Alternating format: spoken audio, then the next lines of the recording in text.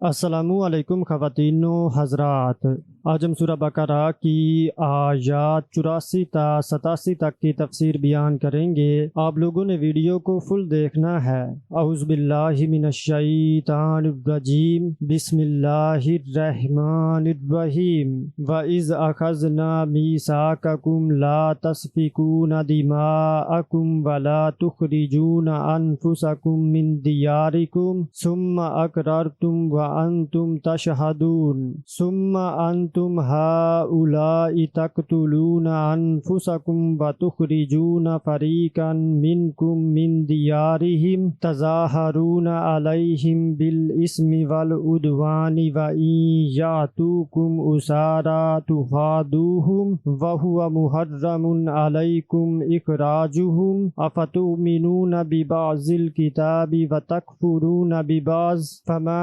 جَزَاءُ مَنْ يَفْعَلُ ذَلِكَ مِنْكُمْ إِلَّا خِزْيٌ فِي الْحَيَاةِ الدُّنْيَا وَيَوْمَ الْقِيَامَةِ يُرَدُّونَ إِلَىٰ أَشَدِّ الْعَذَابِ وَمَا اللَّهُ بِغَافِلٍ عَمَّا تَعْمَلُونَ أُولَٰئِكَ الَّذِينَ اشْتَرَوُا الْحَيَاةَ الدُّنْيَا بِالْآخِرَةِ فَلَا يُخَفَّفُ عَنْهُمُ الْعَذَابُ وَلَا هُمْ يُنصَرُونَ۔ اور جب ہم نے تم سے پکا وعدہ لیا کہ تم آپس میں ایک دوسرے کا خون نہ بہاؤ گے اور نہ نکالو گے اپنے لوگوں کو اپنے وطن سے، پھر تم نے اقرار کیا اور تم اس بات کے گواہ ہو، پھر تم ہی وہ لوگ ہو کہ اپنوں کو قتل کرتے ہو اور اپنوں میں سے ایک فریق کو ان کے گھروں سے نکال دیتے ہو۔ تم ان کے خلاف گناہ اور زیادتی کے ساتھ دوسروں کی مدد کرتے ہو، اور اگر وہ تمہارے پاس قیدی ہو کر آئیں تو تم انہیں فدیہ دے کر چھڑاتے ہو، حالانکہ تم پر ان کا نکال دینا ہی حرام کر دیا گیا تھا۔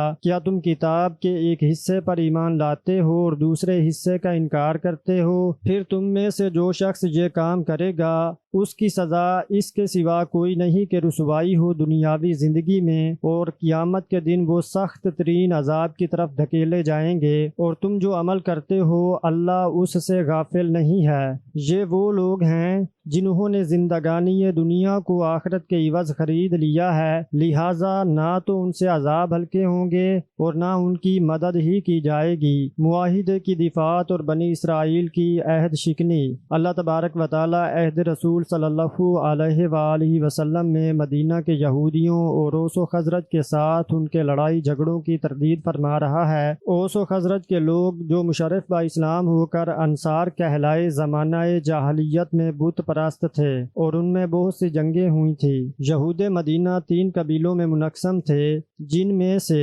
بنو قینوقہ اور بنو نذیر خزرج کے حلیف تھے، جبکہ بنو قریظہ اوس کے حلیف تھے۔ جب ان میں جنگ برپا ہو جاتی تو ہر فریق اپنے حلیفوں کا ساتھ دیتا اور ان سے مل کر ان کے دشمن سے لڑتا۔ اس طرح دونوں طرف کے یہودی یہودیوں ہی کے ہاتھوں مارے جاتے تھے، حالانکہ یہ ان کے دین اور ان کی کتاب کی روح سے حرام تھا۔ پھر یہ ان کو ان کے گھروں سے بھی نکال دیتے اور گھروں کے مال اور ساز و سامان کو بھی لوٹ لیتے تھے۔ پھر جب جنگ کے بادل چھوٹ جاتے تو وہ تورات کے حکم کے مطابق مغلوب فریق کے قیدیوں کو فدیہ دے کر چھڑا لیتے تھے۔ اسی لیے اللہ تعالی نے فرمایا ہے اَفَتُؤْمِنُونَ بِبَعْضِ الْكِتَابِ وَتَكْفُرُونَ بِبَعْضٍ، یہ کیا بات ہے کہ تم اللہ کی کتاب کے ایک حصے بعض احکام کو تو مانتے ہو اور ایک حصے بعض کا انکار کرتے ہو۔ اسی لیے مزید فرمایا وَإِذْ أَخَذْنَا مِيثَاقَكُمْ لَا تَسْفِكُونَ دِمَاءَكُمْ وَلَا تُخْرِجُونَ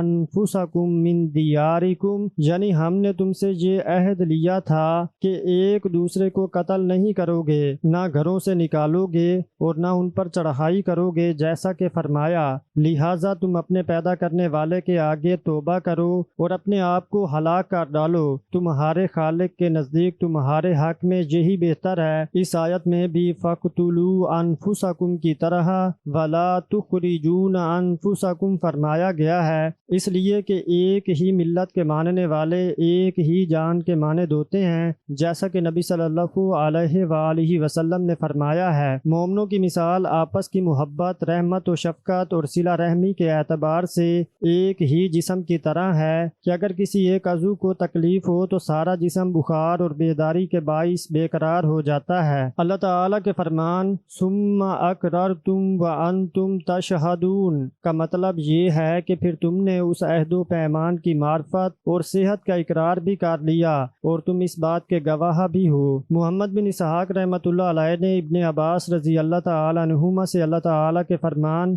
ثم انتم ہؤلاء تقتلون انفسکم وتخرجون فریقا منکم دیارہم، پھر تم ہی وہ لوگ ہو کہ اپنوں کو قتل کرتے ہو اور اپنوں میں سے ایک فریق کو ان کے گھروں سے نکال دیتے ہو، کے بارے میں روایت کیا ہے کہ اللہ تعالیٰ نے انہیں ان کے اس فعل کی خبر دیتے ہوئے فرمایا ہے کہ اس نے تورات میں ان کے لیے آپس میں کشت و خون کو حرام قرار دیا تھا اور اپنے قیدیوں کو فدیہ دے کر چھڑانا فرض قرار دیا تھا۔ یہودیوں کے دو گروہ تھے، ایک گروہ میں بنو قینوقہ تھے جو خزرج کے حلیف تھے، اور بنو نذیر اور بنو قریظہ اوس کے حلیف تھے۔ اوس و خزرج میں جب جنگ ہوتی تو بنو قینوقہ خزرج کا ساتھ دیتے اور بنو نذیر و قریظہ خاندان اوس کا ساتھ دیتے تھے۔ ان میں سے ہر گروہ اپنے حلیف کو اپنے ہی بھائیوں کے مقابلے میں لا کھڑا کرتا تھا، جس کی وجہ سے یہ آپس ہی میں کشت و خون شروع کر دیتے، حالانکہ ان کے پاس تورات موجود تھی جس میں لکھے ہوئے اپنے حقوق و فرائض کو یہ جانتے تھے۔ اوس و خزرج کے قبیلے مشرک اور بت پرست تھے، انہیں جنت و جہنم، بعث و قیامت، اللہ کی کتاب اور حلال و حرام کا کوئی علم نہ تھا، جبکہ ان یہودیوں کو ان سب باتوں کا علم تھا۔ جب جنگ کے بادل چھٹ جاتے تو باعزم خود تورات کی تصدیق اور اس کے حکم کی تعمیل کرتے ہوئے آپس میں ایک دوسرے سے اپنے قیدیوں کو فدیہ ادا کر کے رہا کرا لیتے تھے۔ بنو قینوقہ اوس کے ہاتھوں سے اپنے قیدیوں کو رہا کروا لیتے اور بنو نذیر و قریظہ خزرج کے ہاتھوں سے اپنے قیدیوں کو چھڑا لیتے تھے، اور مشرکوں کو اپنے اوپر چڑھا لانے کی وجہ سے انہوں نے نامعلوم اپنے کتنے ہی لوگوں کو قتل کر دیا تھا۔ اللہ تعالیٰ نے اسی کا ذکر کرتے ہوئے فرمایا ہے افتؤمنون ببعض الکتاب وتکفرون ببعض، کیا تم کتاب کے بعض احکام کو تو مانتے ہو اور بعض سے انکار کیے دیتے ہو، یعنی تورات کے حکم کے مطابق فدیہ دے کر قیدیوں کو تو چھڑا لیتے ہو، لیکن اس بات کو فراموش کر دیتے ہو کہ تورات میں یہ بھی تو لکھا ہوا ہے کہ کسی کو قتل نہ کیا جائے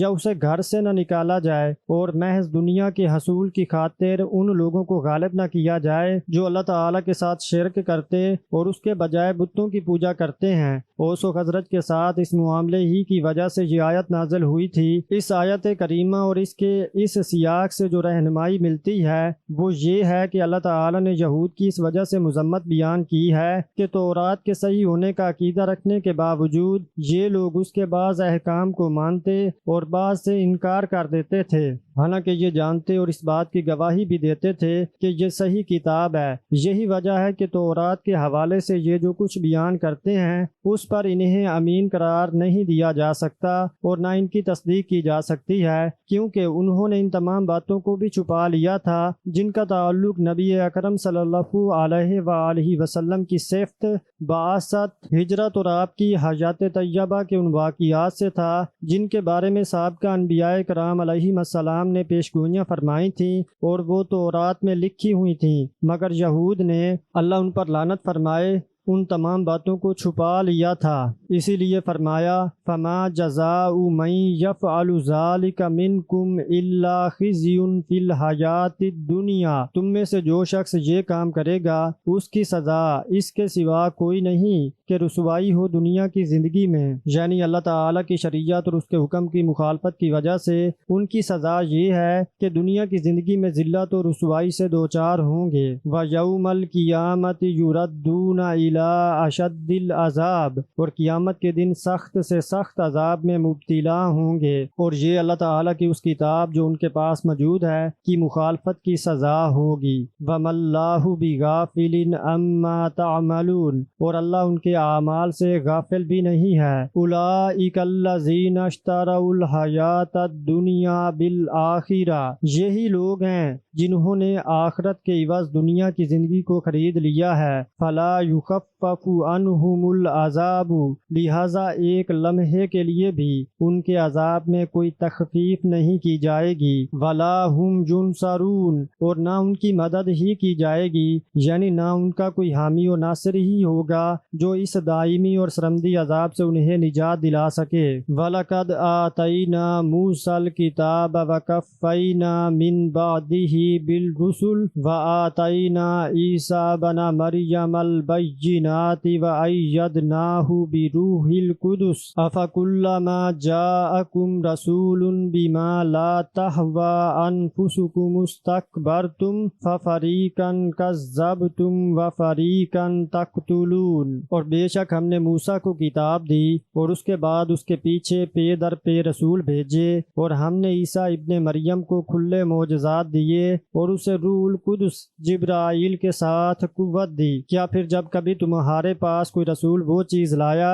جسے تمہارے نفس نہ چاہتے تھے تو تم نے تکبر کیا، پھر تم نے ایک فریق کو جھٹلایا اور دوسرے فریق کو تم قتل کر دیتے رہے۔ یہود کا تکبر، انبیاء علیہم السلام کی تکذیب و قتل۔ اس مقام پر اللہ تعالی بنی اسرائیل کے بارے میں یہ فرما رہا ہے کہ انہوں نے سرکشی، اناد، تکبر اور انبیاء کی مخالفت کی روش کو اختیار کیا اور یہ اپنی خواہشات کی پیروی میں لگے رہتے تھے۔ اللہ تعالی نے یہاں یہ بھی ذکر فرمایا ہے کہ اس نے موسیٰ علیہ السلام کو کتاب عطا فرمائی، مگر انہوں نے اس کتاب یعنی تورات میں تحریف و تبدیلی کر دی، اس کے احکام کی مخالفت اور تعویل کی۔ اللہ تعالیٰ نے ان کے بعد اور بھی بہت سے رسولوں اور نبیوں کو بھیجا جو ان کی شریعت کے مطابق حکم دیتے تھے، جیسا کہ ارشاد فرمایا ہے، بے شک ہم نے تورات نازل فرمائی جس میں ہدایت اور روشنی ہے، اسی کے مطابق انبیاء جو اللہ کے فرما بردار تھے یہودیوں کو حکم دیتے رہے ہیں، اور اللہ والے اور علماء بھی، کیونکہ وہ کتاب اللہ کے نگہبان مقرر کیے گئے تھے اور اس پر وہ گواہ تھے۔ اسی لیے یہاں فرمایا وَكَفَّيْنَا مِن بَعْدِهِ بِالرُّسُلِ، اور ہم نے اس کے بعد اس کے پیچھے پے در پے رسول بھیجے۔ سودی ابو مالک سے روایت کرتے ہیں کہ کفینا بامانی اتبعنا ہے کہ ہم نے ان کے بعد یک کے بعد دیگرے پیغمبر بھیجے، اور بعض نے کفینا بامائنی اردفنا لیا ہے۔ تمام مفاہیم قریب ہی ہیں، جیسے کہ ارشاد باری تعالی ہے، پھر ہم پے در پے اپنے پیغمبر بھیجتے رہے، حتیٰ کہ اللہ تعالی نے عیسیٰ ابن مریم کو بھیج کر انبیاء بنی اسرائیل کا سلسلہ ختم کر دیا جو تورات سے کچھ مختلف احکام لے کر تشریف لائے۔ اسی لیے اللہ تعالی نے انہیں کھلے نشانات یعنی معجزات عطا فرمائے۔ ابن عباس رضی اللہ تعالی عنہما فرماتے ہیں کہ ان معجزات سے مراد ان کا مردوں کو زندہ کرنا، مٹی سے پرندے کی شکل کا جانور بنانا، اس میں پھونک مارنا اور اللہ تعالی کے حکم سے اس کا پرندہ بن جانا،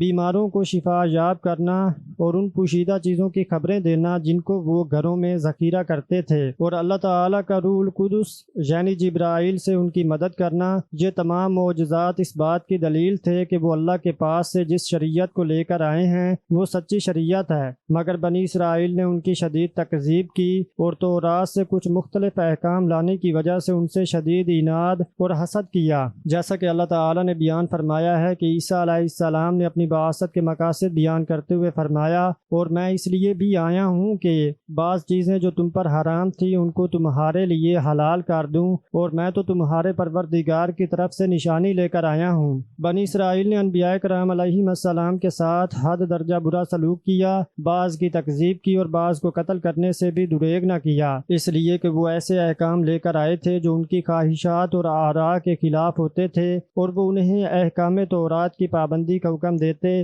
جس کی مخالفت کو انہوں نے اختیار کر رکھا تھا، لیکن یہ باتیں انہیں بہت گراں گزرتی تھیں، اسی لیے یہ ان کی تکذیب کرتے، بلکہ بسا اوقات ان کے مقدس خون سے ہولی کھیلنے سے بھی دریغ نہ کرتے۔ اسی لیے تو فرمایا ہے أَفَكُلَّمَا جَاءَكُمْ رَسُولٌ بِمَا لَا تَهْوَىٰ أَنفُسُكُمُ اسْتَكْبَرْتُمْ فَفَرِيقًا كَذَّبْتُمْ وَفَرِيقًا تَقْتُلُونَ، کیا پھر جب کوئی پیغمبر تمہارے پاس ایسی باتیں لے کر آئے جن کو تمہارا جی نہیں چاہتا تھا تو تم سرکش ہو جاتے رہے، پھر انبیاء کے ایک گروہ کو تو جھٹلاتے رہے اور ایک گروہ گروہ کو قتل کرتے رہے۔ روح القدس سے مراد جبرائیل علیہ السلام ہیں۔ اس بات کی دلیل کہ روح القدس سے مراد جبرائیل ہیں، صحیح بخاری کی وہ حدیث ہے جس میں ہے کہ رسول اللہ صلی اللہ علیہ وآلہ وسلم نے حسان بن ثابت رضی اللہ تعالیٰ عنہ کے لیے مسجد میں منبر رکھوایا اور وہ رسول اللہ صلی اللہ علیہ وآلہ وسلم کی مدافعت کرتے تھے۔ آپ نے ان کے لیے دعا کرتے ہوئے فرمایا، اے اللہ حسان کی روح القدس کے ساتھ مدد فرما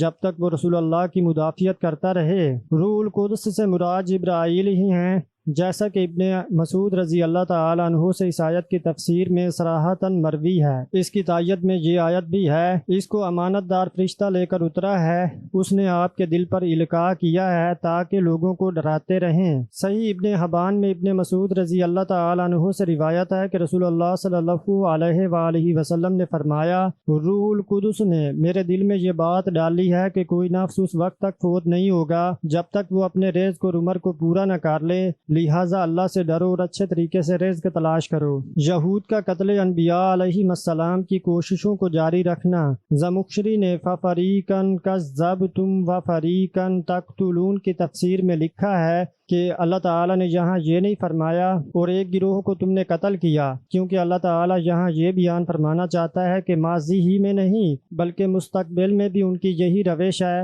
کیونکہ انہوں نے زہر اور جادو کے ذریعے سے نبی صلی اللہ علیہ وآلہ وسلم کے قتل کی بھی مذموم کوشش کی تھی۔ رسول اللہ صلی اللہ علیہ وآلہ وسلم نے اپنے مرض الوفات میں فرمایا تھا، خیبر میں کھایا ہوا زہر آلود لقمہ وقتاً فوقتاً مجھے تکلیف دیتا رہا، حتیٰ کہ یہ میری شہ رگ کٹنے کا وقت آ گیا ہے۔ یہ حدیث صحیح بخاری میں بھی ہے۔ تو آج کی ویڈیو میں اتنا ہی، ملتے ہیں جی اگلی ویڈیو میں، تب تک کے لیے اللہ حافظ۔